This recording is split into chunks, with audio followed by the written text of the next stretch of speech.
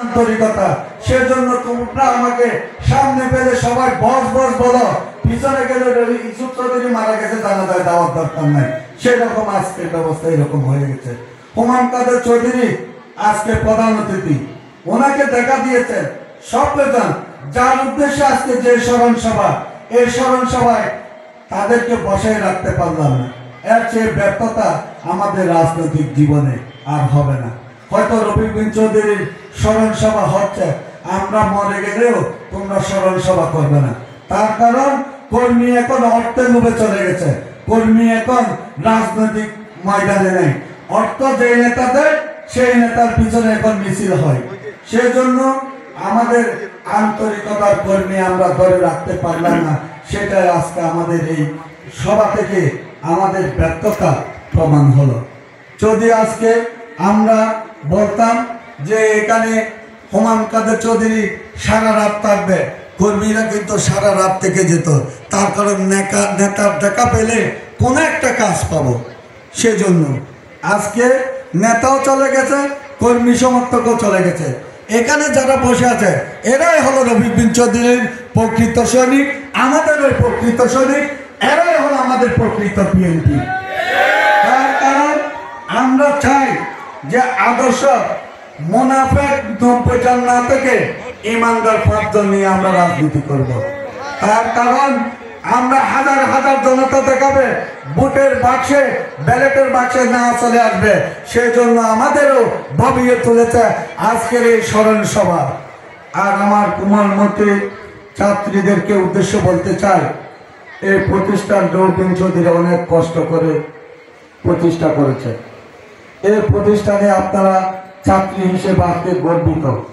আজকে এই স্মরণ সভায় হুমায়ুন কাদের চৌধুরী এখানে এসেছেন আপনাদেরকে দেখার জন্য।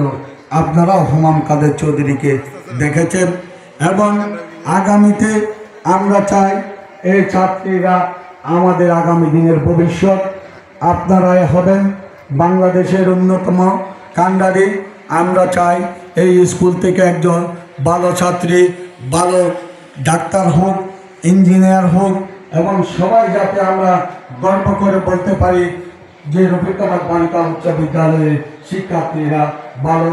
এবং যারা শিক্ষক আজকে শিক্ষিকা অক্লান্ত পরিশ্রম করে আমাদের প্রাণপ্রিয় নেতাকে বরণ করে সারাদিন কষ্ট করেছেন, তাদেরকে আমি আমার ব্যক্তিগত বিএনপির পক্ষ থেকে আপনাদের আন্তরিক ধন্যবাদ জানাচ্ছি এবং কৃতজ্ঞতা জানাচ্ছি।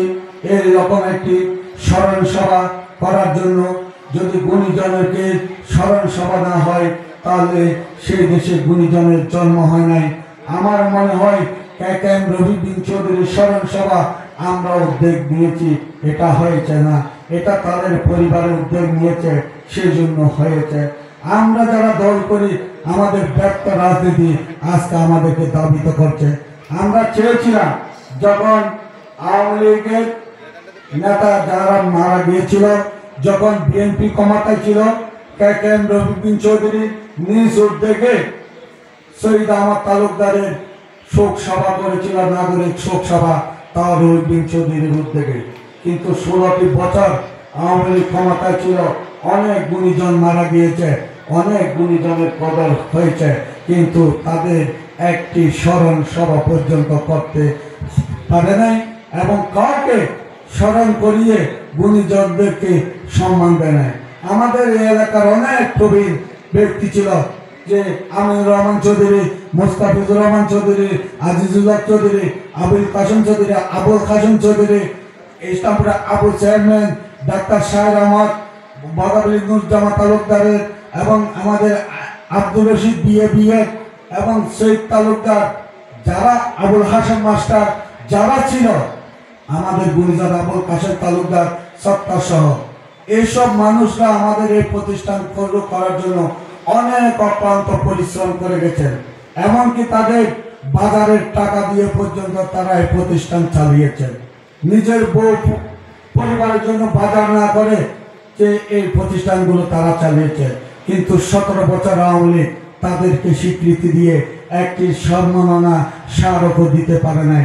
ইনশাআল্লাহ আগামী দিনে যদি বাংলাদেশ জাতীয়তাবাদী দল যদি সরকার গঠন করে এইসব গুণী ব্যক্তিদের নামে সড়ক দিয়ে তাদেরকে তাদের নাম দিয়ে সড়ক দিয়ে সম্মাননা দিয়ে তাদের পরিবারকে সম্মানিত করবে এই আশা ব্যক্ত করে আমি আমার বক্তব্য শেষ করছি।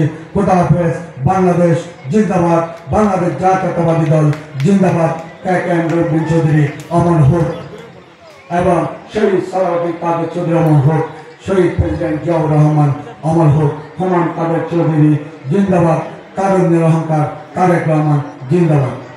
আমাদের একটি আজকে স্মরণীয় ব্যক্তিকে যাতে আত্মার মাগফিরাত করে, যাতে মরহুমকে জান্নাতে উচ্চ স্থানে দান করে, সেজন্য একটি মনোজাত হবে।